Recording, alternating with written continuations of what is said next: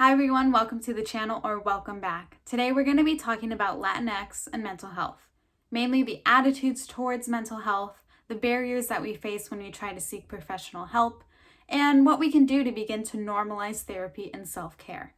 So let's get started. Just so we're clear, Latino or Latinx in this video refers to a population of people in the United States with cultural ties to Latin America. Latinx attitudes towards mental health is usually pay no attention to it, grow up, stop being so sensitive, or there's no such thing as depression or anxiety or any of that. And instead of seeking professional help, Latinx people tend to turn to family members or close friends or even the church. And with mental illness, Latinx people don't acknowledge that this is something that they need to take care of, or some people can be in denial altogether.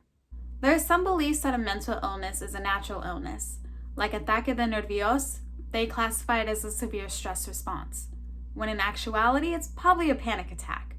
Then there's nervios, a stomach problem, and you're being told, rest, come sopa, and put on vapor rub. For some Latinx people, they believe in bewitchment, that someone could put a curse or a spell on someone, and that's why they're not getting better, or that's why they're acting the way that they are. As you can see, the physical symptoms are more accepted and attended to rather than the emotional symptoms. In terms of self-care, there's already the notion in society that we need to be productive every day of our lives and every minute if we can. And if we're not, then we've wasted the day. In Latinx culture, self-care can be looked at as you're lazy or you need to be doing more for the family, not for yourself. Now, this mindset does make sense considering immigration to the States and needing to work every day in order to get by, and at 12 hours a day at that. But we can also acknowledge that is not healthy for the body or the mind. Latinx people tend to ignore the physical and psychological symptoms happening and work through it, rather than giving themselves a day or a few hours to relax and take care of themselves before burnout occurs or other physical harmful symptoms. Then we have good old machismo. You're a man, you're self-reliant, you have masculine pride, and you have a responsibility to care for, protect, and defend your family. There's usually anger and rage brewing inside them, but hidden behind these emotions are ones that are not usually expressed, such as sadness. Having machismo attitudes can lead to harmful effects of treating women with disrespect and in some cases physical violence. It can also lead to harmful attitudes of dismissing LGBTQ experiences, and even just the word Latinx.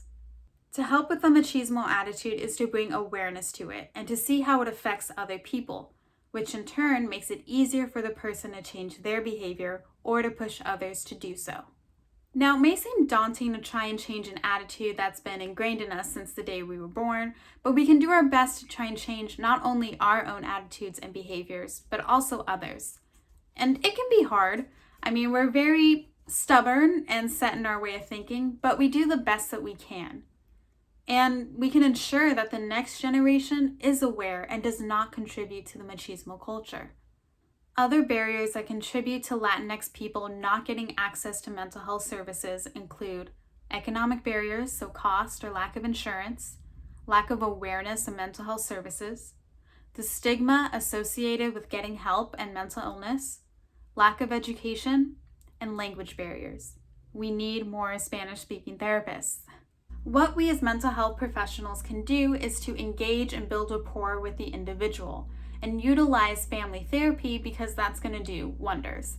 What we can also do is collaborate with community leaders in order to get a better understanding of what the population needs. As for Latinx people, we need to become more aware of the stigmas that are placed in our culture in relation to mental health, stigma, and machismo. We need to educate ourselves on the harmful effects of ignoring our mental health and how machismo affects others. We need to try and find trust in mental health professionals to hold our problems and to help us grow into better people. It's all about trying, bringing awareness, and educating ourselves in order to create change in the community. There are resources online that look into mental health specifically for the Latinx population, and one of my favorites is Latinx Therapy. I'll link their website and Instagram in the box below so you can check them out. I feel they do an amazing job at destigmatizing therapy. They give live talks on Instagram and very much empowering our culture. So there is so much more that I could cover with the Latinx population, but I'm going to stop right there. I hope you all enjoyed the video. Please leave a comment of your own experience of mental health or your views on it. I'd love to check them out. So please like, comment, subscribe, and share, and I'll see you all in the next video. Stay safe and stay healthy. Bye!